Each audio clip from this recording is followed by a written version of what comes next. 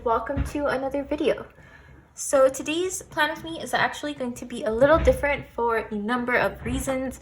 One, I'm filming it way earlier than usual. It's only Wednesday and usually I film on Saturday, but I wanted to get this started because today was just a long day and I wanted to play in my planners, but I wanted to make sure that I filmed it. So I'm going to start with this here. And then two, I'm mixing things up quite a bit. I've had an experiment going for the past week or so and I like it, so I'm going to move forward with it next week. And then lastly, I'm filming at a different time of day than usual, so I'm not 100% sure how the final lighting situation is going to play out. The sun is going down, so I might lose daylight. We'll see what's happening. First and foremost, the thing on top is my familiar Plum Paper Planner daily planner. I'm still using it. I still love it. Certain aspects of my new planning situation have me a little conflicted, but we'll get to that in a second. So I will show you how I decorate my daily pages in here. Usually I don't, and usually I just kind of decorate them whenever I feel like it, and I'm usually a week or two ahead, but I didn't do next week specifically so that I could do them with you here in this video. Then next thing I want to point out is that I usually set up some kind of weekly layout here in the notes pages. I have these added dot grid pages for that reason. However, this week I want to experiment in this. So you've seen this a couple of times. This is my hourly Erin Condren planner. I bought it at the very beginning of the academic year, so I got it in September 2019 and it actually goes through August 2020. You've seen it in videos like my March monthly when I was in between planners. I put a weekly spread at the same time for the same reason. And what I've been doing the past couple of weeks is actually using it to supplement my daily planner. This has been a game changer. I have been color coding over here in the sidebar. And essentially what I do, or what I have been doing, let's take a look at last week. Okay.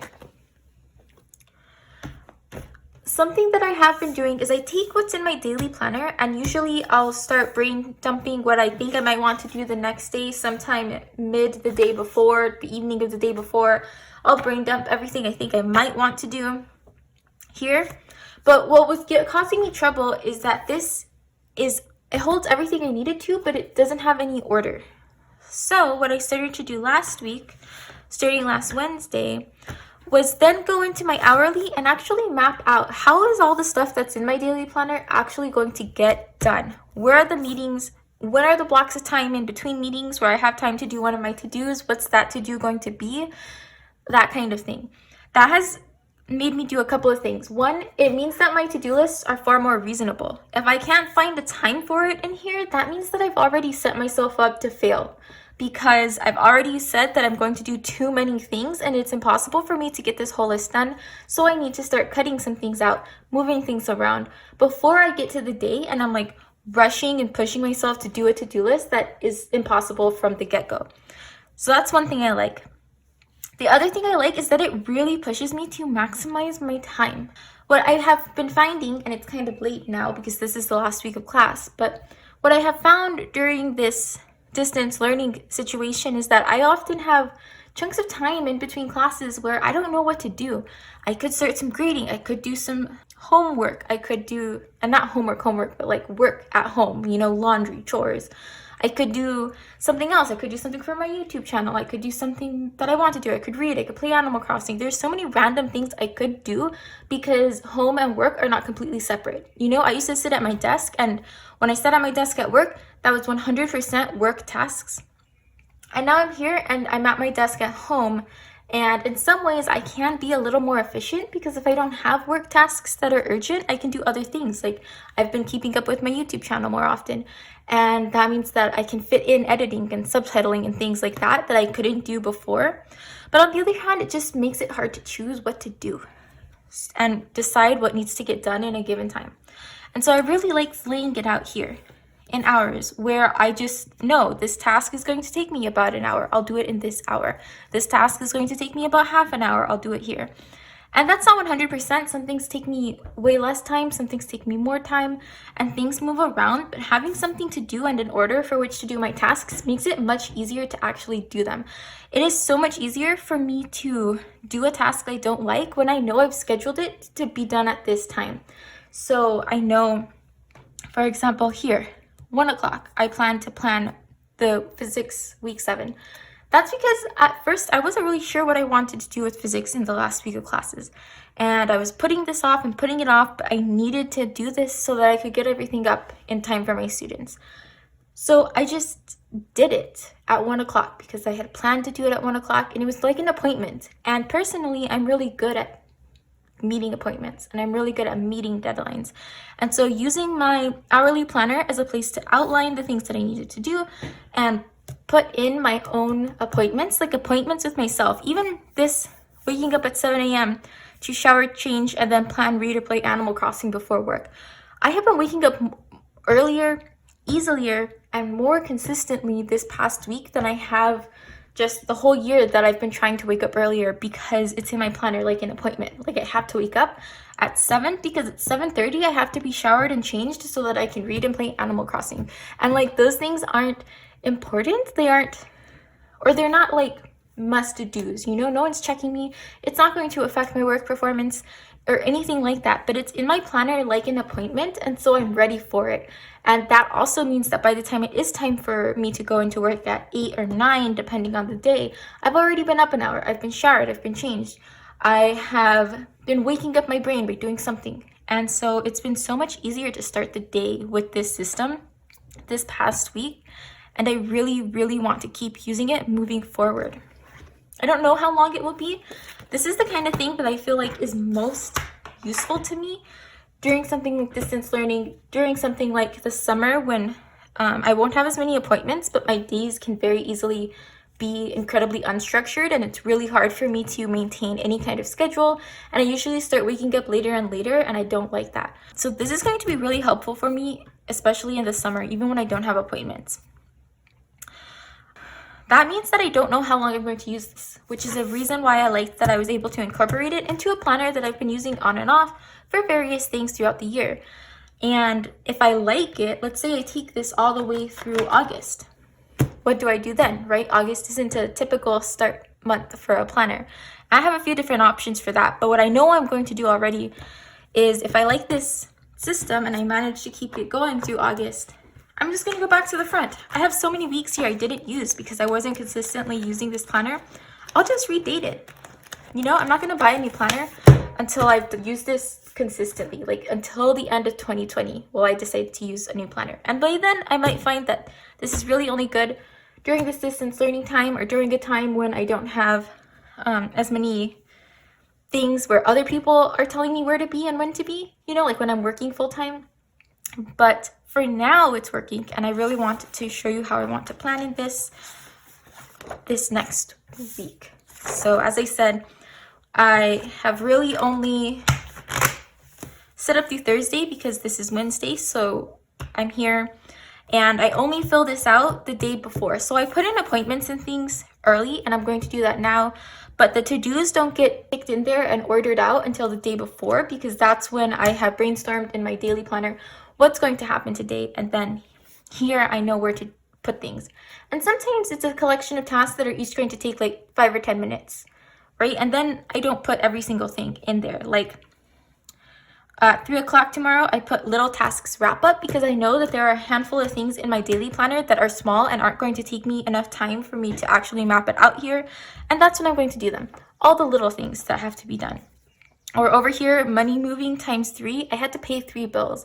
And each one would have taken like 5 minutes to like log into everything, move the money around and stuff like that. But instead of mapping it out, I just made this note. Sometime after I finish with my algebra class, do that really quickly. Be done with it. And the specific things that I needed to move are outlined in my daily planner very specifically, but the structure is here in the hourly. So I like it. I've been having a good time with it, and that's what I'm doing this week. I've been using my outliners, but moving forward, I wanted to try using the Erin Condren dual tip markers for this week. mostly because I got tired of my mild liner setup. I've had the same key for 2 weeks and I'm getting tired of these colors, so I'm going to switch colors here. And the first thing to do is pick a color palette that I like. Next week, even though classes end this week, we do have faculty meetings and things and award ceremonies and such, so I am going to need to have a work color anyway. So I'm going to say that I need 6 colors still, and I'm going to pick those out. And this one. All right, so that worked out. Very straightforward. So my morning is a light blue, and it was a light blue last week, and I'm going to keep it light blue this week. This is just to remind me that this is stuff that happens early in the morning. You know, like my morning routine and waking up slowly and that kind of thing. The next thing is work tasks, which I think I'm going to do with this light purple. Personal tasks, these are things that I do by myself. So my chores for the week, to clean up the house on like our cleaning schedule, or things that I do like my reading, my YouTube channel, planning, my hobbies, playing Animal Crossing. Those are all things that I do by myself, for myself, and so those are marked as personal tasks. Next, I have things that I do with my boyfriend. So the time where I stop working on my own and I know, okay, this is when we're going to start hanging out together. We'll read a book, we'll watch a movie, we'll cook together, we'll do something. I want to use this orangey yellow. Then meals, I've been outlining my meals and it has been so nice because I don't have to think about what to eat the next day, and it also means that I don't put off choosing and deciding what to eat, that I end up eating really late and just in weird hours and things like that. I love having a schedule for meals. Otherwise, I'll forget to eat and not eat until like 3 p.m. for the whole day. I just forget. I'll keep putting it off, and then it's 3 p.m. then I'm eating like lunch for the first time, and next thing you know, it's 9 p.m. and I'm eating dinner 10 p.m. and I just hate that. I want to eat slightly earlier in the day because I want to be going to sleep earlier in the day, and I don't want to eat right before I go to bed because I don't like it. So I've been marking meals, and I don't do it super in advance. I'm not like a weekly meal planner, especially now when I never know what I'm going to find at the grocery store. But I'll take a look at what I have and I'll plan the next day or 2 or 3. And I like doing that. This is for events. So holidays, maybe work-related events, but things that are like more ceremonial. Is this the week? Yeah, I think graduation is this week. That'll probably be marked as an event. I haven't been using stickers, which I've also enjoyed because it means that if I limit my sticker usage in here, this planner doesn't need to get super big. And it's already fairly big. The Erin Condren paper is really thick. It's a year long, and I didn't want to deal with that. But not using so many stickers helps make it more manageable. All right, so now we're ready to start mapping things out. I need to pull up a couple of things. First, my monthly for May, where I know I have some award ceremonies and things marked, but then recently we got our schedule for faculty meetings, and it's not 100% that I will have to go to every single one because I am not coming back to the school next year, so things might change, but for now, I'm going to mark them because I think most of them I do need to be there for. Okay, first and foremost, the easiest thing to start with is going to be my morning because that doesn't change a lot. So I wake up at 7, that's my goal. 6 a.m. is way too early for me. It's just not practical. I'm never gonna do it. I don't really even want to do it. Like, there's no reason I need to start at 6. So I'm just going to outline my boxes for 7. No, I heard you made a mistake. So usually I mark out the section of time for which all the things are going to happen. And next week, because the schedule is different, my days don't really start until 9. So from 7 to 9, that's my wake up slowly morning time. And I'm not denoting that properly because I accidentally marked the 8, but that's fine. This is going to be a longer video because I am explaining a new planning system and I'm talking through it this time, and I'm also going to go into my daily. So yeah, I'll try to do some editing on the quieter parts where I'm not really talking, but I don't know how successful I will be. And then at the top in each section, I am going to mark a couple of things that I know I want to do in my mornings. The first of which is to shower and change, right? That's just how I like to start my day. I don't like taking showers in the evening. So I'm just going to make a little check box and just write that in. Okay, and then the rest of my morning will depend on the day and what I'm doing. Some days I'll wake up and the first thing I want to do is play Animal Crossing. Some days I'll wake up and I'll decide I need to catch up on my planners or I need to read a book. So I'm not going to fill that in at this point in time. The next thing I'm going to do is go in with the green marker to mark meals.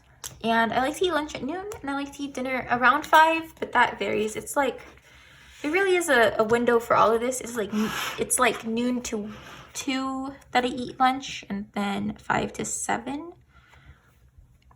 And that just depends on when I manage to actually start preparing whatever it is. I can stay quite on top of the schedule if it's something I just need to warm up. But if it requires me to cook, then sometimes it takes a little longer.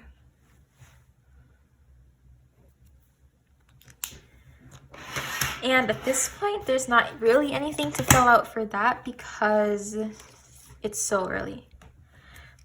So Monday, there's Memorial Day. And that means that there's no work events on Monday.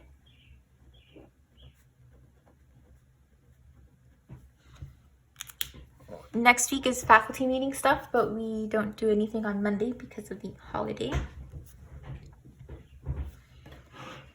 And then what I have been doing I've been doing a few different things. So I have been writing events at the 6 o'clock hour, but now I think I want to use the 6 o'clock hour to mark my YouTube videos. And then this up here is for events, and then runoff tasks and events are down here. A note that I want to make on the 29th, it's like not really an event, but kind of. It's like a deadline, and that's the grades are due. So I want to mark that for the 29th. The 30th is graduation, and I'm going to mark that in the time slot that it's in, but I also just want to mark it as an event. So the next thing I need to do is mark in the award ceremonies. In a color coding system like this, when I am using markers, this is the one case where I am very appreciative of the iron powder paper and how thick it is, because it is important that I can have colors and sometimes have overlapping colors of marker and they not bleed through the paper. So this is something, for example, I don't think I could do in a plum paper planner, even though they also have an hourly layout, because when you layer too much color on it, the plum paper planner does start to bleed. Thursday, that's math and science. And that's where I actually got to pick some awards for students, and that's been really interesting, kind of seeing how those things get organized, because I'm a faculty member now and I've only ever been a student. Next, I want to mark when my meetings are for work. And then if it turns out that there is a meeting someone tells me I don't have to go to, I'll just white out the text and add something else for me to do. But this means that I have blocked out that time because I will more than likely need to go to most of them. Okay, so then things that I do with my boyfriend are going to be marked in orange, and at this point, I don't know what they are. It'll depend on what we're reading. But we usually stop like working and like wrap up things around 7, so I'll mark out this time. So then the very last thing to do is outline when I am not scheduled to do anything for anyone but myself, and I can plan other things in there. And that doesn't mean that other stuff won't come up, that I might not need to speak with someone at work, or my boyfriend might not want to do something, or we might decide to cook something together. Stuff can come up, but in general, I know that this is time where I can plan to catch up on my reading or clean or something. And most weeks, especially after this and the next one, this setup probably won't be that interesting over the summers, because it will be like pink boxes of personal stuff, green boxes of meals, and then orange boxes for things with my boyfriend, and that's probably it. I might add other categories to separate personal tasks, but I'm not sure yet. All right, so that's everything all time blocked out with the appropriate coordinating colors. It's my work events. Teacher comments are due by 7, so that's actually a work event. Or more of a work to do. I'll probably have them done before then. The next thing to do would be to mark down any bills. So the 26th, there's a bill due. Okay, so the next thing to do is to map out some weekly to-dos in this sidebar here. And I think that is everything that's on my mind right now, because things are winding down. Something I did note in my planner the past couple of weeks is that I have outlined Instagram posts. And I think I'm actually going to do that in this first line here, and then put daily to-dos in these 3 boxes. So let's see what I want to do here. That's fun. I like using that for that. All right.